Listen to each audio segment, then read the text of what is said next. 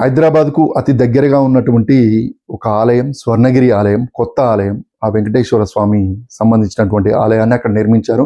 చాలామంది భక్తులు కూడా ఆ వెంకటేశ్వర స్వామిని దర్శించుకోవాలనే ఉద్దేశంతో అక్కడికి వెళ్తూ ఉన్నాం.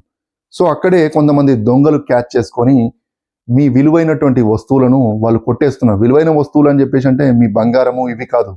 సో మీ వాహనాలను ఎక్కడైతే పార్క్ చేస్తారో ఆ పార్కింగ్ ప్లేసుల్లో ఉన్నటువంటి వాహనాల దగ్గరికి వచ్చి ఆ వీల్స్కు ఉన్నటువంటి క్యాప్స్ ఉంటాయి కదా, ఆ క్యాప్స్ను దొంగలించడం, లేదంటే వాహనాల యొక్క టైర్లను దొంగతనం చేయడం, లేదంటే ద్విచక్ర వాహనాలకు సంబంధించినటువంటి హెల్మెట్స్ను దొంగతనం చేయడం ఎక్కువగా జరుగుతుంది.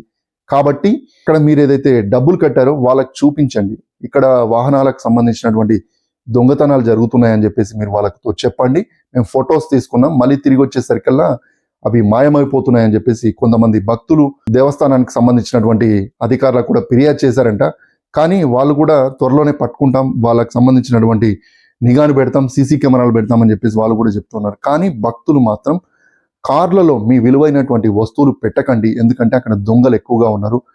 ఆ దొంగల వల్ల మీ విలువైనటువంటి వస్తువులు పోయే అవకాశం ఎక్కువగా ఉంటుంది. విలువైనటువంటి వస్తువులు మాత్రం కారులో పెట్టకండి. ఎందుకంటే గతంలోనే చేసాం, భువనగిరిలో కూడా బస్టాండ్లో ఎక్కువగా దొంగలు తయారయ్యారు. ఎందుకంటే ఈ మహాలక్ష్మి వచ్చిన తర్వాత కూడా కొంతమంది మహిళా దొంగలు వాళ్ళకు మహిళల దగ్గర ఈజీగా కొట్టేయడానికి ఈజీగా ఉంటుంది కాబట్టి వాళ్ళు ఆ భువనగిరి బస్టాండ్ను ఇక్కడ కొంతమంది పురుష దొంగలు ఏం చేస్తున్నారంటే ఇక్కడ దేవాలయాలు చూసుకుంటున్నారు. సో వాటిని అమ్ముకొని వాళ్ళు జీవనం సాగిస్తున్నారు. సో మీరంతా జాగ్రత్తగా ఉండండి. అక్కడికి వెళ్ళినప్పుడు ఖచ్చితంగా మీ వెహికల్ పార్క్ చేసినప్పుడు ఆ వెహికల్లో ఉన్నటువంటి విలువైన వస్తువులను మీ దగ్గరే పెట్టుకోండి.